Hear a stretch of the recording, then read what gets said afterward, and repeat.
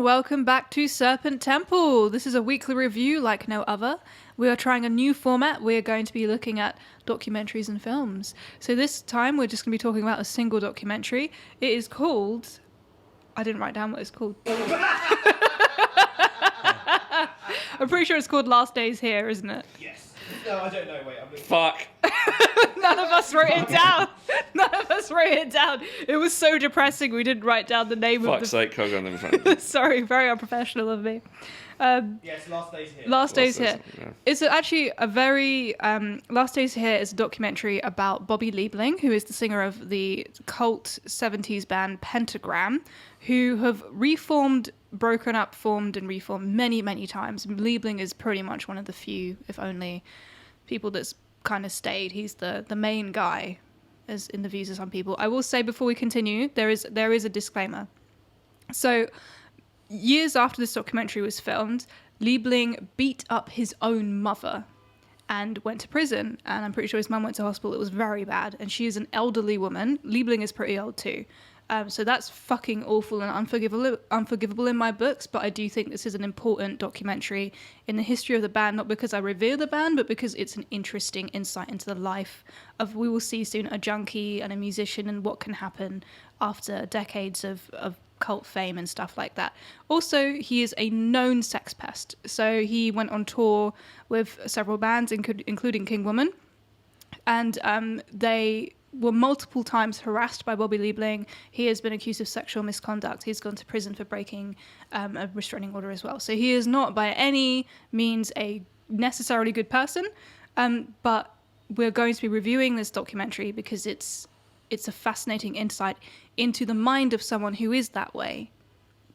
See, my thing is, like, there's the mantra, the whole sex, drugs, rock and roll thing, which I think even he quotes at some point in the documentary, right? That's the mantra and kind of the ethos he lives by. And, you look at someone like Lemmy, who is a total fucking anomaly. And what I mean by that is that he seemed like a decent guy, right, for the most part, and managed to live a somewhat full life despite living such a hedonistic lifestyle. But I think what I liked about this documentary, it shows you the flip side to that is... Yeah. Like, no, all this does is turns a lot of people into junkies. And this is really the harsh reality of a lot of lifestyles that a lot of these revered rock stars end up having. This documentary is, in my view, a warning. Yeah. Like, it is by no means a celebration of Bobby Liebling. I think some people could view it as such, especially given the ending, but with the full context of the ending, because this was released in 2011. It took, I think, 2-3 years to film. There were hundreds of hours of footage. And they almost didn't even make the documentary, because when they found Liebling, he was so addicted, in his own words, he's been addicted to crack in 2011 for 22 years and to heroin for 39 years. That's wild. It's great. Like they've hunted down this guy, and he's just sitting in his mother's sub basement in this like windowless room that's like so full of trash, like crack pipes and cigarette butts, and the thing that bothered me the most, there's loads of vinyl records that are unsleeved that he's just got like strewn on the floor, and he'll just like clear through, and like all these vinyl, he'll open a drawer and it's just full of unsleeved vinyl. Yeah. That's just crazy to me. But yeah, he's like chilling in the sub basement, like halfway through one of the interviews, he's like, "Did you see that crack crystal? Where did it go?" And he starts like scrabbling under the sofa. Yeah. Yeah, that was just like fucking, yeah. Yeah, it's really grim, and it's really real. It's real. Yeah, it's a fucking tough watch, like the bit, because basically they're talking about his kind of coke-induced psychosis at one point, right? Yeah. And some delusions he's got, and he's absolutely convinced he's got Insects. Parasites. Like the Danny Elfman song. Yeah. Yeah. Very much so. Like, that's probably what was going through Bobby's head when he was fucking... But there's a scene where he's absolutely convinced he's got these parasites in him, and he shows his arm, and it literally so is grim. Horrific. Like, the state of his arm is unreal. Like, just so much... There's no skin on his arm. So much necrosis and just rotten flesh. Like, it's really, I think, I mean, I can't imagine anybody who has never taken drugs to watch that film and then ever want to take drugs ever again. Like, I'd be like, nah, I'm fucking good, bro. I'm fucking good.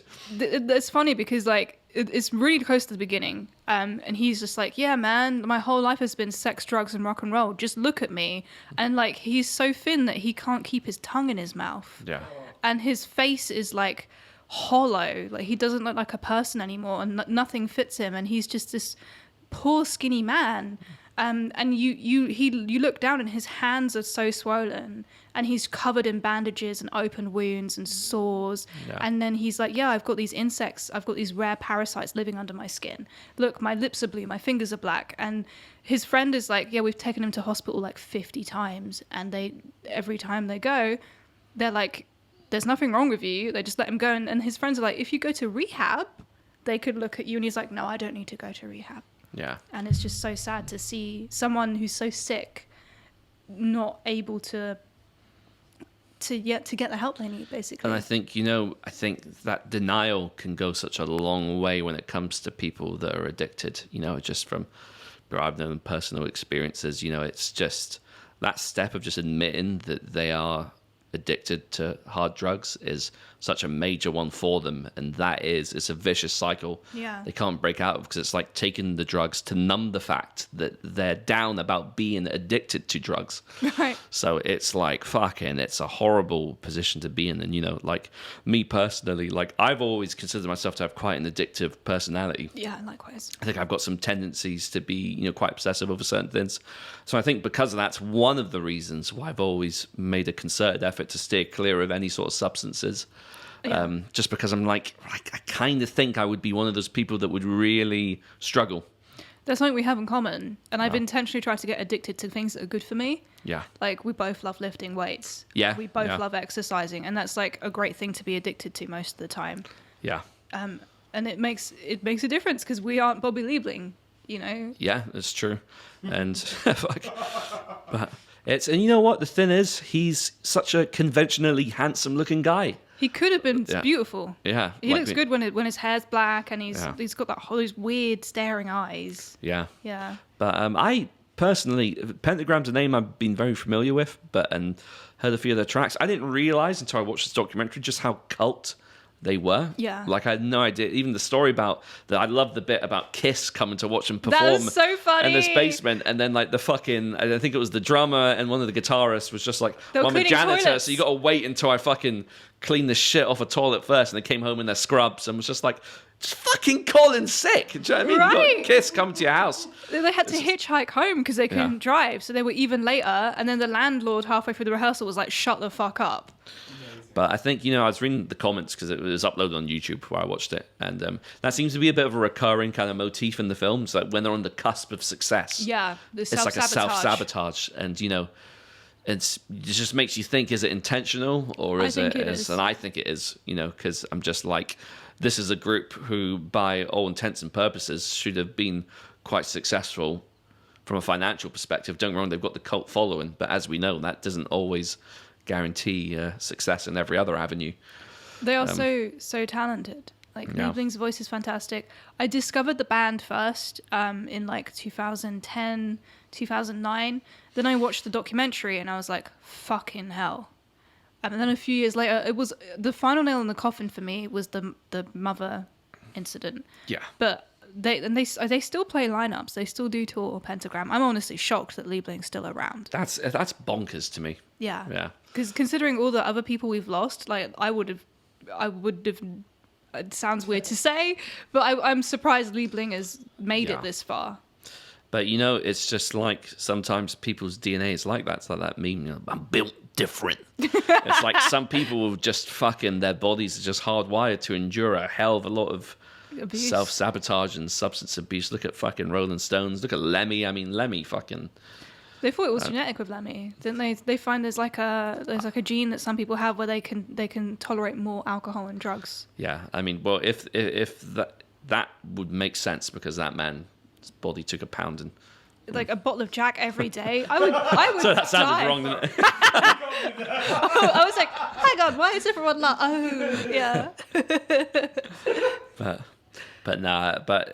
God, what a harrowing documentary. And I get why the narrative was kind of done in a way to make it seem like a triumphant fucking, like climax to the movie, but like, because he's gonna fuck it up. Yeah, I mean, like you could tell that man's issues were so deep rooted that there was very little chance for redemption. And even though in that it was, I won't deny it was great to see in that fleeting moment him being on stage and feeling. It's so sad.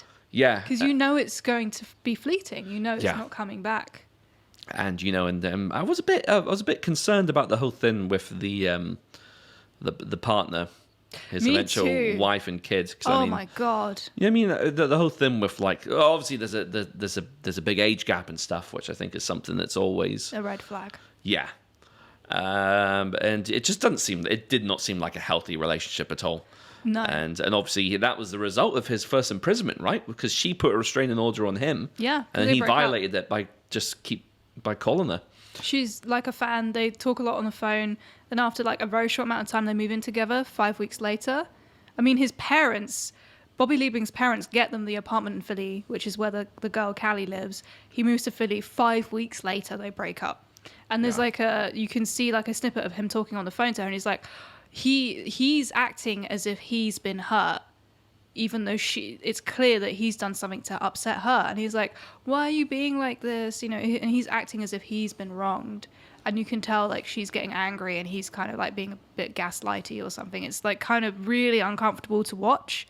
And then, obviously she hangs up on him. He calls her over and over again to the extent that she gets a restraining order. Obviously, he ignores the restraining order, ends up in prison. Yeah. Yeah. But it's just, I think that's quite a common thing as well, that whole where I think a lot of people in situations similar to his, it's that lack of accountability sometimes. No responsibility for their actions. Yeah, and he said it himself at one point, Peter Pan syndrome, I never grew up. You could just so totally tell, like this is like a 15-year-old in a heroin ravaged 50-odd-year-old body. Like this man is not grown up. Like even the relationship with his parents and stuff. And it's crazy that his dad was like so high up and had such like connections with like. He was like a defense secretary guy. It was he served like, was it 6 presidents starting from, was it Nixon or crazy. Because I thought he was chatting shit because he was just like, financially I've given him over $1 million. I was like, what the fuck? I was like, yeah, right, you've given him over $1 million sort of dollars to kind of fucking. But then, when I found out that he was so fucking well connected, I'm just like, shit. Imagine that, like Bobby Liebling. It's like the guy from Weed Eater, right? And how his sister's like in government. She's like a congresswoman. Oh, really? I did not know that. Yeah, she's like really cool. Actually. I did know that Kronos from Venom. There was a fake story put around a few years ago. Do you remember hearing this? How he was related to Kate Middleton. I remember that. That was so funny. And then and for a while, a few papers picked up on it, and I'm like, wait, is this actually true? I think I was on my way to work and I picked up the metro and I was like, what? Yeah. That was really crazy. Yeah, I thought that was just kind of wild. Just Kronos with his huge, and I'm one to talk with his huge fucking forehead being at the royal wedding. Which would have been a sight to behold. I would have been. I wonder what he would have worn. That would have been great. God, I don't know. But Venom are an interesting one. I don't know much about them, to be fair. And literally anything from that era that's like that kind of music, I'm like, oh god, I don't want to be disappointed, so I'm not going to bother listening to them because they're like awful people or something. I think they had a legendary spat with Slayer once, but the details have never been revealed. But there was something about one of them pissing on the other one's head or something like that. I can't remember, but it was. I only know this because I watched the Nardwuar interview of Slayer, and he, how he does his mad research. I love him, yeah. And I could tell, it was, I could tell Jeff and Tom or I were just totally fucking freaked out that he'd managed to dig up this story somewhere. But Freaked out. but I mean, which is that's actually quite a common response to Nardwuar's interviews, though, being freaked out. Just love the compilations of all the fucking rappers. Being like, what? How'd you know that? How do you know that? My favorite one is actually not a music one. So he used to be a political commentator and interviewer, and he got kicked out of the guy before Trudeau. He got kicked out of the interviewing the president of Canada because he asked a question he should not have asked. Yeah. And he was doing literally his Nardwuar thing. It was like, Mr. President, and they're like, don't ask me that. And he's like, but what do you think about and he's doing like some incredible making really good political points, and they just drag him out. Yeah. It's amazing. I want someone to ask Trudeau questions about the whole thing with the First Nations and shit, right? Right. Because they've done I tell you what, a fucking good job of making sure that wasn't too prominent in the global fucking sphere, was it? Because, I mean, I fucking didn't know about this till only maybe like a year or so ago, like quite how bad it was. I watched a horrifyingly sad documentary about it many years ago. And there's like a name. It's like the Great Hole. I can't remember what it's called. But yeah, North America, and Canada, horrific the things they did to the First Nations. Yeah. Utterly horrific. Yeah. Yeah. Like there are people who are our generation who don't know who their like parents are. That's fucked. It's just ridiculous. It's so very racist. Yeah. But back to good old from one depressing topic to another. Back to fucking Bobby Liefling. Do you know what? It's Liebling. How do you pronounce it? Liebling. Yeah. Do you know it was that joke you made about the Plantasia? Yeah, that got me thinking of Liebling. But yeah, man, what a harrowing documentary. I'm so sorry that I recommended it to you. I felt really guilty, because I haven't watched it in over 10 years, basically, as usual. And yeah, I actually originally recommended a different documentary to you. I recommended Until the Light Takes Us. I watched an hour of it and I was like, I don't remember everyone being this racist. Yeah. And I was like, well, we may as well not review this because it's just not going to be entertaining for anybody. Yeah. So yeah, I was like, oh, how about this one about Pentagram? Because I remember it being a good documentary, and it is good because it does say something, and I think really good television and film isn't always about the subject, it's about what you learn from them. There's something something bigger than Bobby Liebling you take away from the documentary. What I take away from it is that there is hope for people in similar situations, because you saw that he had a limited measure of success in kind of rehabbing himself and performing on stage again. He looked great at the end of it. Yeah, and that shows that it is possible. Yeah. Like, obviously, unfortunately, he succumbed to whatever demons and done some heinous shit afterwards. But, I think it is a good lesson that, with the right support and in the right sort of social circles, you can come back from these sort of things. And, fucking shout out to the main dude with the pellet, his name was, I think. Pelletier. But yeah.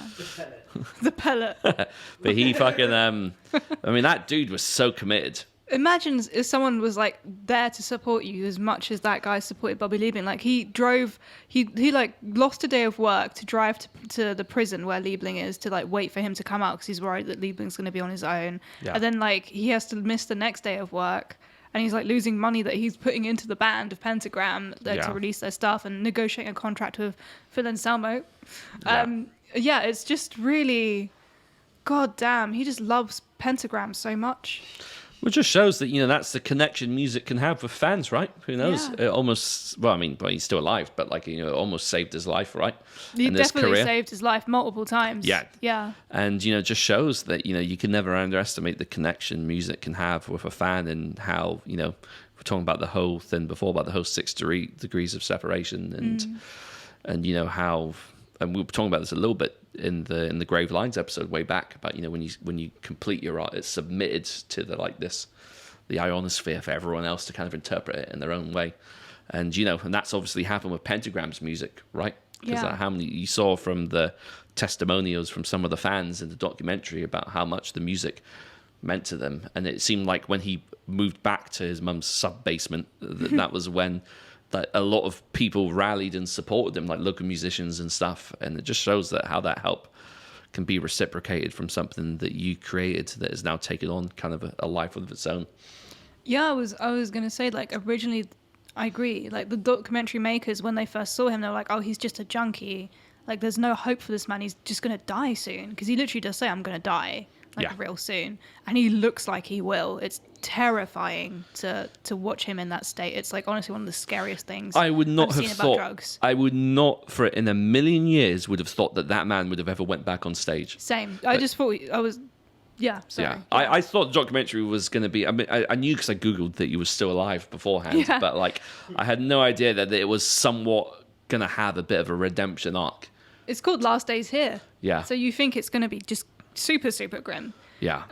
Yeah, the documentary makers, they turned up, did that interview, and they were like, there's no way this documentary is going to go anywhere. He's just going to die, and we don't want to just do a documentary about a guy who just smokes crack and heroin all day. Yeah. So they weren't going to do it, and then they heard he was cleaning himself up, and that's when they came back.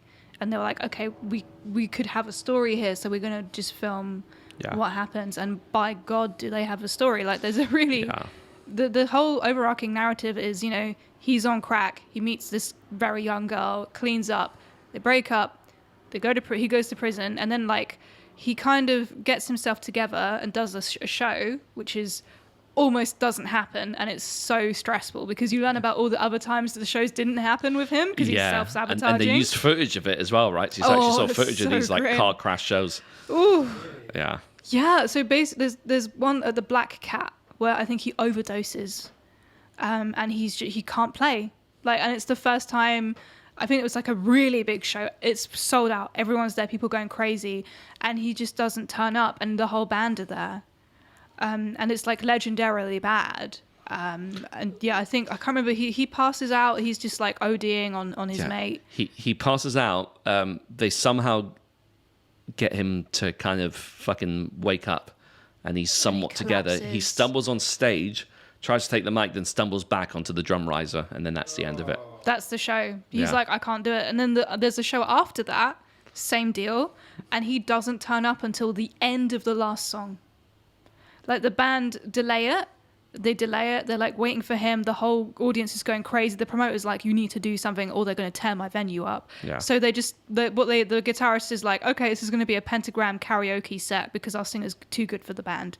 And they start playing all the songs and they just give the microphone to the audience. And then literally he says like the last two measures of the last song, Bobby Liebling appears on stage and he kicks the Bobby Liebling in the shin. And the guitarist leaves the stage because he's got a cordless guitar and plays behind the stack so that Liebling can't come and rock out with him. And you can see Liebling's like, what's the problem here? It's so, I just cannot. And yeah, the guitarist left the band at that point. He was like, I'm not doing this again. I'm never going to go through that again. I don't remember ever hearing about this shit. I just don't know why this wasn't big. Maybe it was big news. Maybe it was just me not paying attention but like, fuck. I just don't remember hearing about Pentagram, but I had no idea there was so much fucking... Nah, mental.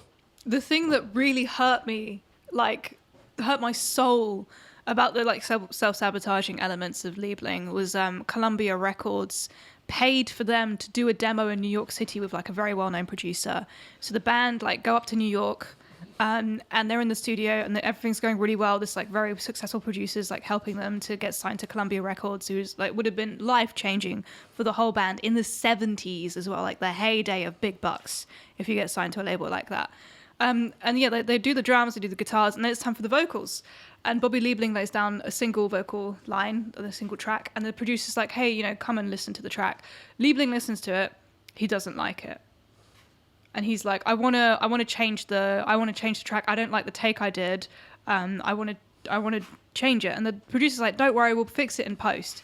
And Liebling's like, no, I want to do the track again. And the producer's like, no, like we need to do the other thing now. We're in the studio, we need to do this and that. And basically they have an argument. Liebling does not understand that when you are recording music in a studio, it doesn't sound very good at first necessarily. Like, it doesn't sound the way you think it's going to sound on the record. And Liebling, like, refused to understand it and then literally walked out. And that was it. Lost the whole thing. Yeah.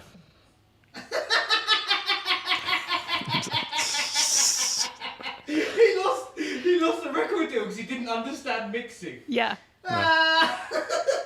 Yeah, Liebling lost a record deal with Columbia Records in the heyday, the golden age of music, because he did not understand the concept of fixing something in post. One of the other guys was just like, I was actually thinking about killing him. I wanted to kill him. I would too. I was like, if I was in a band with someone and they pulled that shit, I would go ballistic. Oh. That's absurd. Like, wow. I mean, Columbia Records, New York City, this producer, oh my fucking... And like they're saying that in the interviews, the band members are like, I often think of that day and I imagine if he hadn't walked out and we just finished the demo and walked away having done it without pissing off the producer, what my life would be like.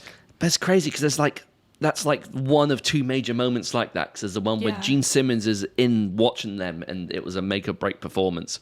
And two of them, and that wasn't even Liebling's fault, because two of them just couldn't be bothered to fucking turn up. I mean, just Colin's sick. I don't give a fuck. Like, I mean, Christ. But like, but nah, yeah, that was wild. That story when he got flown out or put on the train to New York, because it was just fucking.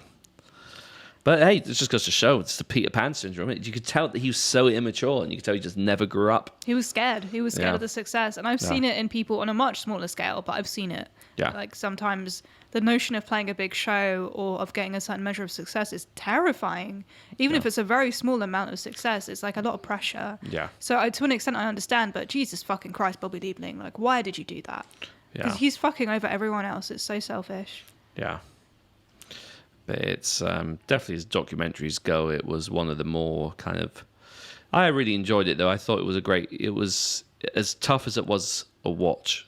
I do think it's quite an important documentary, because like what I said at the very beginning, I think it's just so important to show that flip side to such a hedonistic lifestyle. It is a fascinating insight into the dark side of sex, drugs, and rock and roll. Yeah. I will say that the burn that Kiss gave Paul Stanley and what's his face, Gene Simmons gave to Pentagram.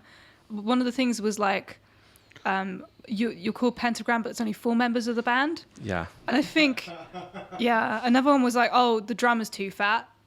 And then I can't remember, I need to go back and check, but I'm pretty sure it said, oh, and 2 of you are brown, which was like, what? Whoa. Like, why did Kiss say that? That's pretty fucked up, but I need to go and double check it. I think they're making the remarks to 2 of them wearing the janitor's scrubs.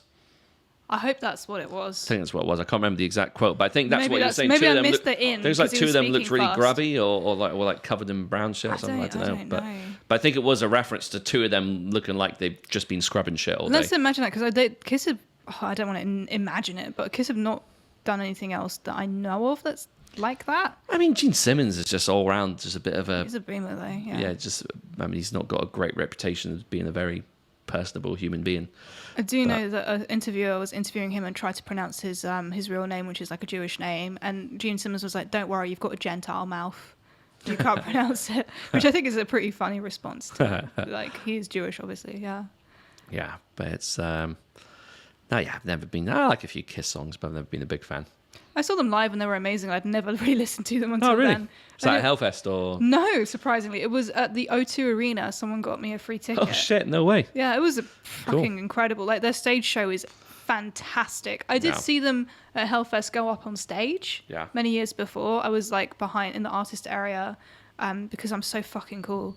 But I was in the artist area and, like, literally everyone at Hellfest, every artist went out to there's like a building where all the artists get ready, all their dressing rooms, and they came out of the building to walk up on the main stage because it's right behind the main stage, so it's really easy for the big guys to just go on. And they like walk out in their huge boots and they're like silvery full costumes, and everyone's like, oh, it's Kiss. Like literally every band at Hellfest was like, oh my god, it's Kiss.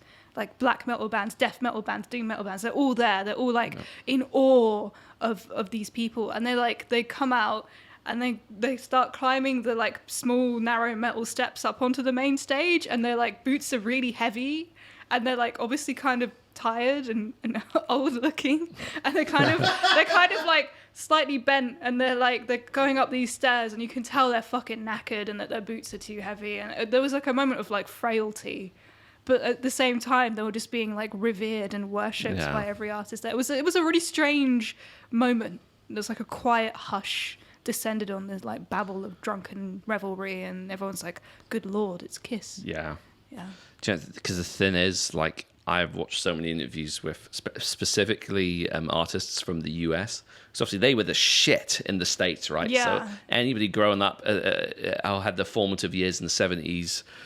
Around about the time Kiss were big, would have fucking loved Kiss in a similar way that people in the UK love acts like the Beatles or the Rolling Stones, the generation before. But like, people fucking adore Kiss, And I get it, because I mean that must have been pretty wild at the time. I mean, they basically, well, wouldn't say invented corpse paint, but definitely popularized it, right? Yeah. I mean, Arthur Brown, I think, was one of the first instances of someone wearing like face paint on stage in a way that was meant to evoke fear. But it was very cool as well. Oh yeah, setting himself on fire as well. Jesus Christ. Yeah, that's way more metal than anything else I've seen. But I mean, Kiss just kind of had the whole aesthetic appeal to them. You totally would just have been like, if I was a kid growing up in that era, I would have been like, I liked them. I didn't give a fuck. They look cool. Yeah. They look like cool toys. They literally look like toys. Yeah. And much in the same way that, anybody that grew up watching wrestling in the 90s, like a lot of people's favorite wrestler was Kane, because Kane looked so fucking cool. Oh, look at that big, jacked, 7-foot-tall guy with a fucking mask, and he's got his face is all burnt. Like, that's pretty rad. It's like pre-Slipknot. Yeah, I mean. Yeah. Well, would it be pre-Slipknot? I think. Is it? I think it probably would have been. When did he debuted in '97. Yeah. Yeah. So Kane. Yes, Slipknot's first. Well, I think they first started wearing masks about '99, right? Yeah. But Nice. I'm not a Slipknot historian. Me neither. I'm not. But respect to Slipknot and my condolences to the family and fans. So documentary time. I don't want to go off on a tangent. There's so much in the documentary. They really did squeeze in a lot. It is kind of horrifying how he gets, spoiler alert, he gets back together with the girl that he goes to prison for. Well, not for, because that makes it sound like it's her fault. He goes to prison because he was a dick. They get back together, and when they do, she just has this like dead look in her eyes. Did you notice that? She looks harrowed. Yeah, and I think, the biggest shock is at the end when you find out that he's going to become a father at 50 odd years old. Oh God, that poor child. With this woman who previously filed a restraining order against him. And it's just like, that has all the hallmarks of an unhealthy relationship, right? Can you imagine being the kid and you watch that documentary about your family? Oh my God. And I don't know what he's doing now. Apparently he's out of prison now. He served his time for fucking attacking his mum, so... Bloody hell. So fuck knows. Apparently he's still kicking about. He's 67 now, I think. Wow. Or maybe 50, no. Was Lemmy what? He's like 70. Pretty much 70 on the dot. It was 70? Yeah, I think it was just after or just before his 70th birthday. It was December 2015, I think Lemmy died. Damn. But yeah, so fuck. Fuck, basically. This whole documentary will just have you saying the word fuck over and over again. But the thing is, I can't deny, it has made me want to check out Pentagram. Musically, I do like their music. I hate their lyrics. Like, the best song, Forever My Queen, is like a little bit rapey, but it's so catchy. I don't want to be that but the riffs person. When I first heard that song, it's so dark. Yeah. It's so heavy, and you're like, what, this is from the 70s? It's like very, very dark Led Zeppelin. Not even Led Zeppelin. It's just dark and heavy. Very similar to Coven in a lot of ways. And yeah, it's very hooky. But I can't listen to them anymore.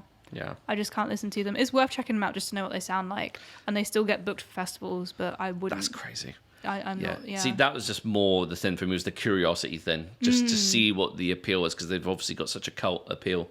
So I was just like, I might try and... Because, I mean, it's a name I used to see bandied about but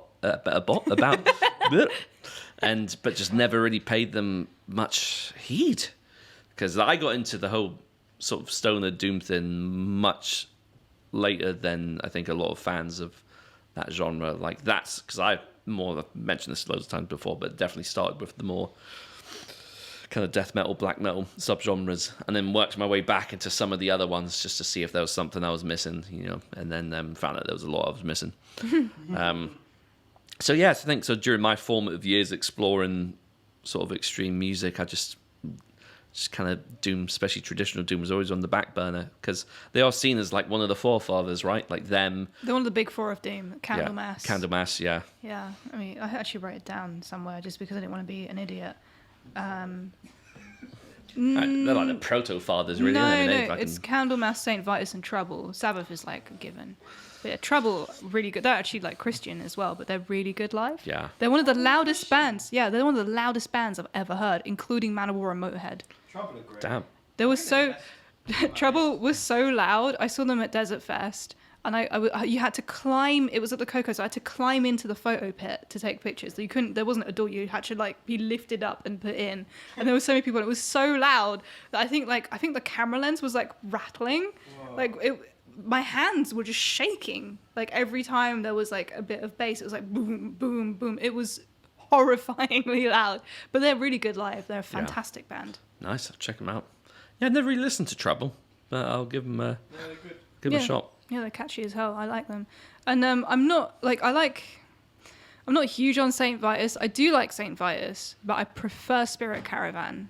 Yeah. I don't know if you've ever checked them out. It's like a Wino side project. Yeah. Wino's also had quite a troubled... Yeah. I mean... That guy right? loves his meth. Yeah. Yeah. He's... And what is it? Was cheating on his wife for like years and years? Oh, was he? I'm not surprised. I think you told me. You're not supposed to find out these things from me. Yeah, oh no, wait! I saw it on Instagram. It wasn't something someone told me. Okay, yeah, no, that's different. Yeah. Yeah. So, there is like in Such Hawks, Such Hounds. I think I can't remember who said it, but the first time another musician met Wino, I think it might have been Scott Kelly actually. Wino offered for him to do a line of Speed off a machete in a car park. Oh. So cringe. It is. It's so like cringe. If you're a teenager, you're like, wow, drugs and swords. But it's like, why is Wino walking around car parks with a machete and Speed? Like, what are you doing, mate? Come on, man. He thinks he's so cool. I mean, after watching like this documentary, will make you just never want to do drugs. Seriously, it's fucking horrendous. Like, it's not that cool. Drugs is for mugs. Drugs is for mugs. But yeah, at the end of the day, I've never really. I think. Each person should have fucking... I've never looked down on anybody that's taken drugs. A lot of my closest friends are like, responsible about it, to be fair. And it's never bothered me personally, especially if it's used recreationally or just at fucking festivals, gigs, or whatever. Like, it's addiction. That's the thing. I think maybe that's what I should have said is addiction. Fucking, that's the problem. Yeah, I think that's where the line is drawn, I think, for a lot of people, when it starts to affect their relationship with others and where it starts to completely consume their life and other people who are friends with people who are addicts then taken advantage of and used by these people, and a lot of theft. A lot of time, this the amount of times shit gets stolen just to fund these habits. I mean, that's just the most common fucking thing that I think is the final nail in the coffin for a lot of people. But it's just like, because if you can't trust them around, I mean, it gets to the point where a lot of them will just sell heirlooms just to get a cheap hit. And it's like, fuck, I mean, how far gone do you have to be to get to that stage? And, I do have sympathy to an extent for these people, but I think, I think not everybody, I think this is mentioned in the documentary at one point, I think said by Phil Anselmo and Jimmy Bauer, like, it's never too far gone for people. And I think that's kind of what they were hoping to get out of this documentary. I think they wanted to put across that it wasn't, that that's the overarching message, that anyone could come back from a horrific sort of situation, but no, I do believe it. I think people have come back from miraculous situations where they've been addicted to a lot of substances, but I think to get over that, you need to accept your addiction, and I think that's like what I was saying before. That's where a lot of them stumble, because a lot of them don't have the acceptance that that's the position they're in, and that's what keeps them in that cycle. I always go on about him like every few episodes, but there's a guy called Gabor Mate, and his specialization is addiction, and he's a Canadian researcher who works with heroin addicts specifically, and just addicts in general, because Canada has a horrifying fentanyl problem. Yeah. Because they flooded the pharmaceutical market with this drug, and doctors prescribed it, and people got incredibly addicted to this insanely addictive drug, and it's just ruined a lot of fucking people's lives. And it's specifically in Vancouver, it's like one of the worst. It's the drug capital of Canada. A lot of drugs go through there. Yeah. So Gabor Mate works with a lot of addicts in Vancouver, and he has some fascinating work on the nature of addiction that, like, once you hear him, you can hear him talk about on YouTube. I thoroughly recommend it to anyone. It's not just about drugs, it's just addiction in general, because he's like, I'm a shopping addict, but he talks about how addiction stems from trauma, and how a lot of our trauma is inherited. Yeah. And how a lot of the ways that we deal with it result in addiction because we're trying to like stifle that pain. And it's interesting because there's a point in the documentary where they're talking to Liebling's parents, and the mum is like, she thinks a lot of his pain comes from his relationship with his father, which is very common, I think. Yeah.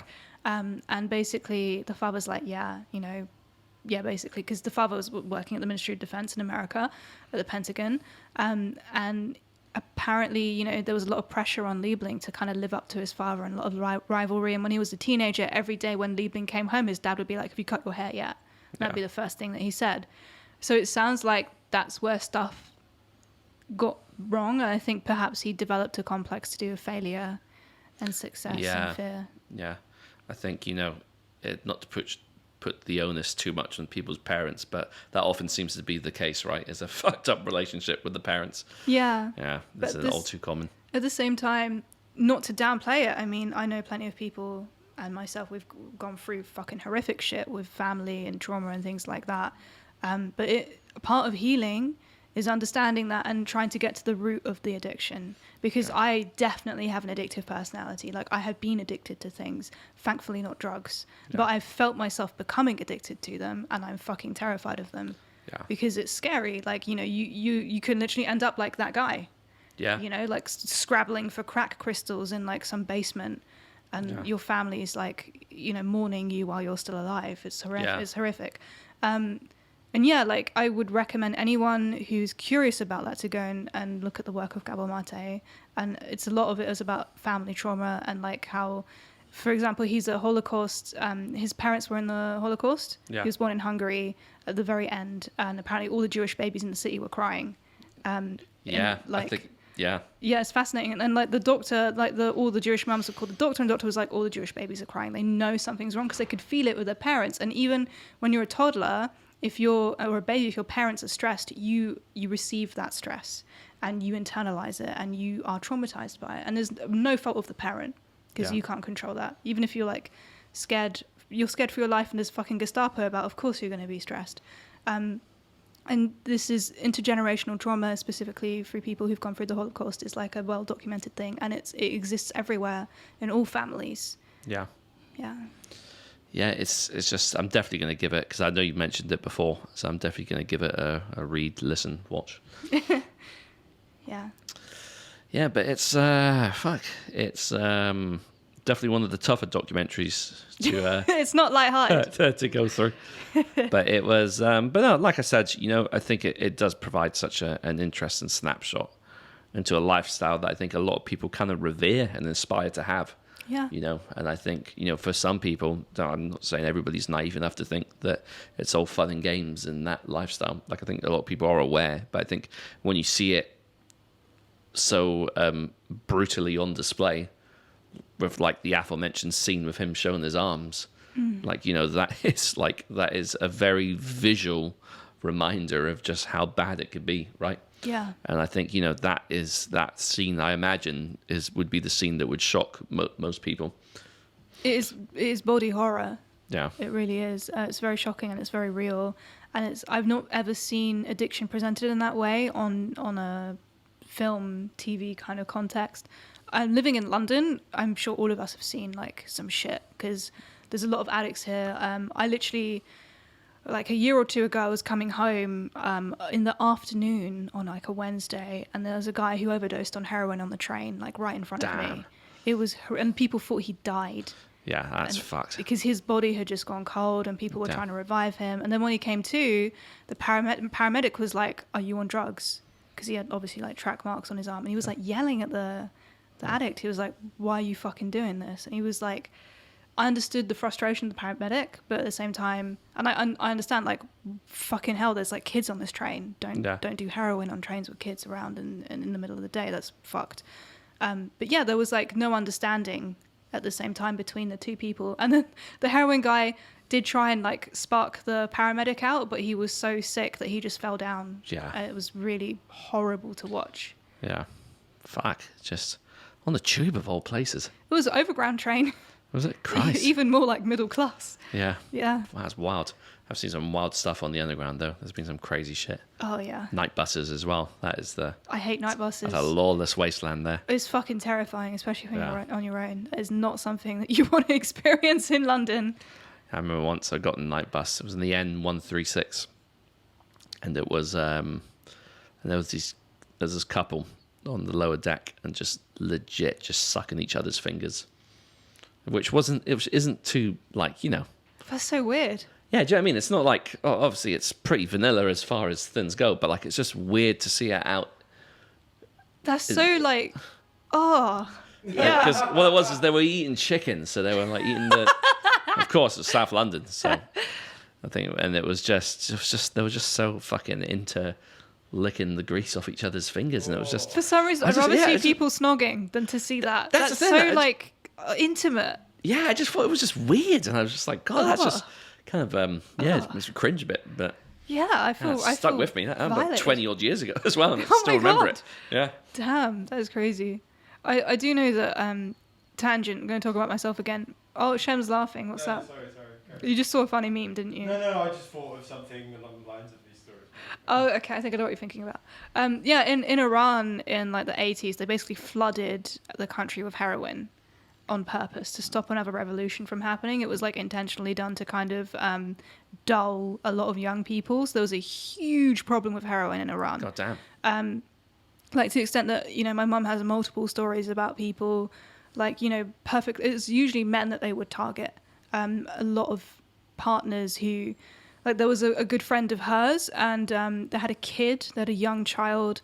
Every time like the guy was too fucked to go to work, so the woman had to work. Every time she came home, something else was missing because he'd sold it. And then one day she came home and there was nothing at all. No furniture, no TV, no pots and pans or plates. Everything was gone. He just sold it all for drugs. Yeah. But Iran also does have the best heroin recovery in the world. Oh. Because they were the first country, I don't know if it's still the only, but because I think they started to adopt it in the West. They were the first country to basically find a way of treating addiction by giving people small amounts of heroin. Yeah. So instead of just being like cold turkey, fuck you, they were like, okay, we're just going to make the dose smaller and smaller and smaller and smaller until you can fucking function again. Yeah, so kind of like weaning them off as opposed to... Yeah, because I know here, I think most people still get methadone, right? They just replace the heroin with methadone, and then you get put on the methadone script, and then that's... then they get addicted to methadone. Oh wow, great! Yeah, so, it's just a drug that you pay for this time, which I think is obviously it's cleaner than heroin, which I think is their rationale, because obviously you don't need to inject it or like have it transported through like child slave labor through like war-torn countries and shit. So, but I mean, obviously we know that there's elements of drug rehab in the West that is just massively fucked up and just not... It's corrupt. Just doesn't work, you know. And like you said, it's corrupt because it's, you know, at the end of the day, it's all about money. And that's all it's ever been about, right? You know, that's why the drugs are here in the first place. Fucking end of last days here, capitalism. Yeah. That's what you get. It's fucked. And, you know, I think we need to change our attitude towards addiction in society. Yeah, definitely, because I think, you know, it's often, and like what you said, you see, obviously not every homeless person is a drug addict, but there's a large percentage of people you see on the streets, and they're often in that position because of an addiction, whether it be alcohol or harder drugs. And I think, you know, therein lies the problem as well. Drinking alcohol is so normalized in this country, and it's so kind of commonplace to just get absolutely like plastered. Whereas, well, really, is there really much difference between that and taking a few lines? Or I think they're all just terrible for you, right? Because alcohol is like a huge killer. It's one of the biggest killers. But it's packaged in a nice commercial kind of... It's part of the culture. Yeah. So, and don't get me wrong, it's probably safer than you know, sharing needles and risking. Yeah. Of course, like I'm not suggesting that it isn't, but at the same time, I think, you know, so many people who like to get pissed for the weekend will look down so much on people on the streets that are addicted by drugs, and I think the line is much smaller than they think it is between their lifestyles. I mean, yeah, and the thing is, we treat addiction first off like a huge taboo. Yeah. Any form of addiction, really, because like people are terrified of mental illness, and I understand why, because you don't want to be mentally ill yourself, and God forbid, like, you know, you're around that and you feel the same things. However, to treat addiction, you've got to treat the root of addiction, which is trauma. Yeah. And everyone's traumatized, and we all need to work on our trauma, and we all need help with it, and that's like essentially the only thing you can do. And you know, all these drugs and shit, I think I have very mixed feelings about it. I don't think we should ban alcohol. No. Even though I'd probably have a much better time in society if we did, but I don't think that's the right thing to do. I think everyone should have the right to. Well, someone just did opera singing. That was great. That was fantastic. Very good voice. 10 out of 10. We should review them on Serpent Temple. Yeah, I don't know. It's a really fucked subject, but I think weed should 100% be legal. 100%. Neither of us smoke or care about it, but it should be legal. I mean, it's got so many medicinal properties, right? And what I've heard from a few sources is the reason why it's illegal in the first place is because it's such a rival to the tobacco industry. Yeah, exactly. I think like hemp paper is so much more economically friendly than you know a lot of other fucking and environmentally. Yeah, exactly. So it's a massive. So hemp is a massive rival to a lot of paper industries and all the fucking people that cut down shit tons of trees. And you know there's so many industries it would be competition for. Yeah. That I think that's why I've heard that they've been so fervent in making sure that it is still criminalized. I've heard the same thing. Again, like I'm not a scientist in this area. I don't know how true it is, but it feels intuitively correct. Yeah. To me.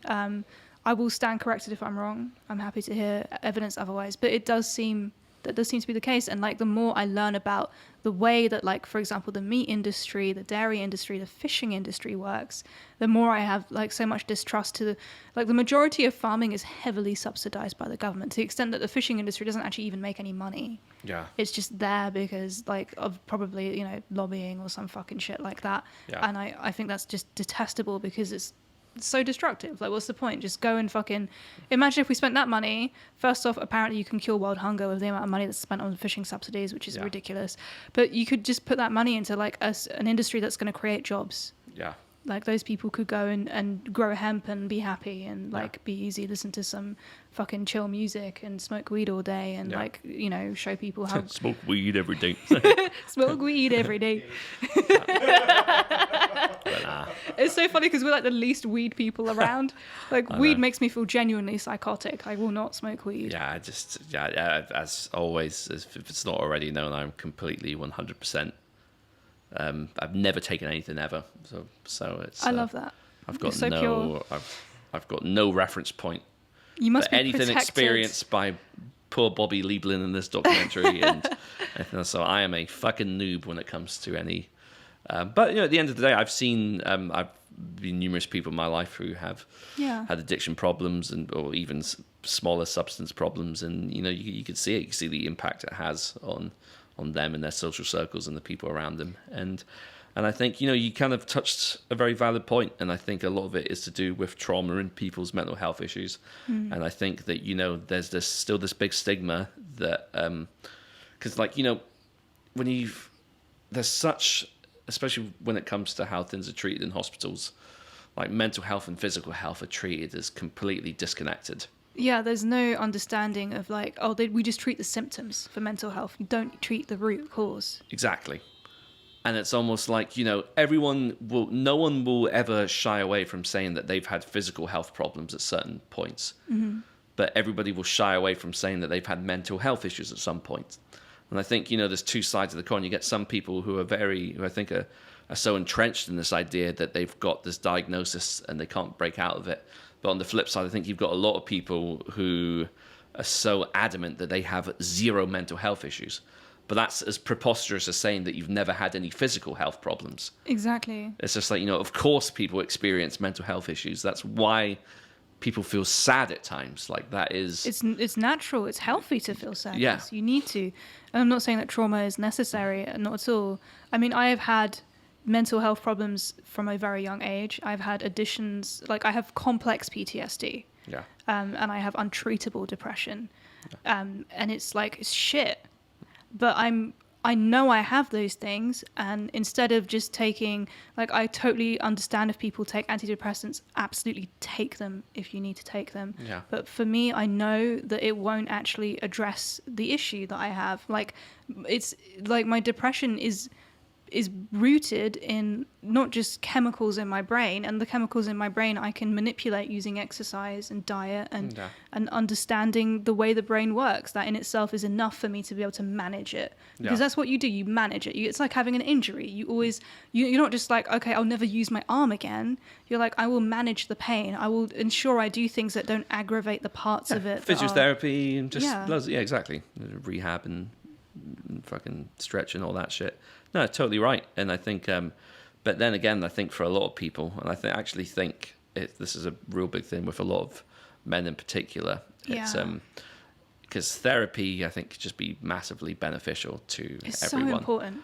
And like, obviously, you've got loads of men who will happily accept physical therapy for, say, a sports injury or an injury of some kind. But when it comes to therapy for mental health issues, there's just that blockade for a lot of people. And I think it's, and obviously it's not just men, it's a lot of people, but I think it's something that is quite prevalent in men. And I think, and that is also something that can lead to addiction, because that's a way to numb it, right? It's exactly. It's a way to manage it where you're not seen as weak, ironically, because you're seen to be by a lot of people cooler for doing drugs than you are for having therapy, which is ironic because to a lot of women, that's far sexier. And I will speak for many women here. It is much more attractive if a man is having therapy than if he's got a drug addiction. Like, that man is going to be a much better catch, a much better person to date. And it's the same for women as well. Yeah. And I have therapy, and it's not always fun. Yeah. Like, it's not pleasant, but it's like exercising. It's like lifting weights. It's not always fun. But you know that the results at the end of it are going to be beneficial, and it's worth it. Yeah, exactly. Yeah, have therapy, Bobby Liebling, Pentagram. But that's a documentary. It's well worth a watch, I would say. Yeah. It's not one I'm going to watch again in a hurry, that's for sure. But no, it was good, and that's quite an interesting format, I think. And I was saying I really it'd be quite good to watch Slave to the Grind again. I've not watched that. Such a big grindcore fan. I think it's a really unsung kind of subgenre. Awesome. I think when a lot of people, when they think of grindcore, they think of gore grind or just really shit kind of like porno grind or cyber grind. It's like so much more to it than that. So much more. Like, it's got so much roots in like fucking punk rock and fucking fucking hardcore punk, and fucking there's just so much to it, and it's politically charged in a good way that I think it's just that's just fucking, I've always loved it. Like groups like Pig Destroyer, fucking Wormrot are great. I love Wormrot. Great grindcore band. Nazem, and great band, and obviously Napalm Death as well. Even though the ironic thing about Napalm Death is they only had about a few grindcore albums, and they basically became a death metal band. But obviously they're pioneers of the genre. So Terrorizer, Extreme Noise Terror. Jim Carrey, yeah, with that fucking interview of him doing the impression of Napalm Death. It's classic. He's so good at it. Yeah, do you remember when there was that trend? That happened at one Bloodstock when Cannibal Corpse were playing, when something went around on Facebook and everybody wanted to wear Hawaiian shirts. Oh my God, I remember that, yeah. Because obviously Jim Carrey in his cameo, his cameo was his film, of Cannibal Corpse's cameo in, what do you call it? Ace Ventura. Was it Pet Detective? I haven't seen the film. I need to at some point. It's all right. It's just Jim Carrey doing typical Jim Carrey funny faces. And he's gone crazy now. Have you seen the interviews he gives? They're like existential dread interviews. He's like, we're all going to die. And like the red carpet. It seems like he's the sort of person that's always had those thoughts and kept them at bay by just acting like an absolute fucking lunatic in his films. I think is depression or manic depression. Yeah. He is a very fascinating character and a genius. He's a comedic genius. And he's an artist as well. A very good artist. Yeah. He was quite good in the Sonic film as well. Going back to Sonic here, he played Dr. Robotnik, and I thought it was surprisingly good. Oh, that's so sweet. I love that you like Sonic. Yeah. All right, shall we call it a day? I think so. So thank you for bearing with us. Let us know if you like this format. If there's anything else you want us to watch, we're going to check out some films and documentaries soon. We'd love some suggestions. So yeah, cheers. Thanks for watching. Please like and subscribe. Au revoir. Until next time.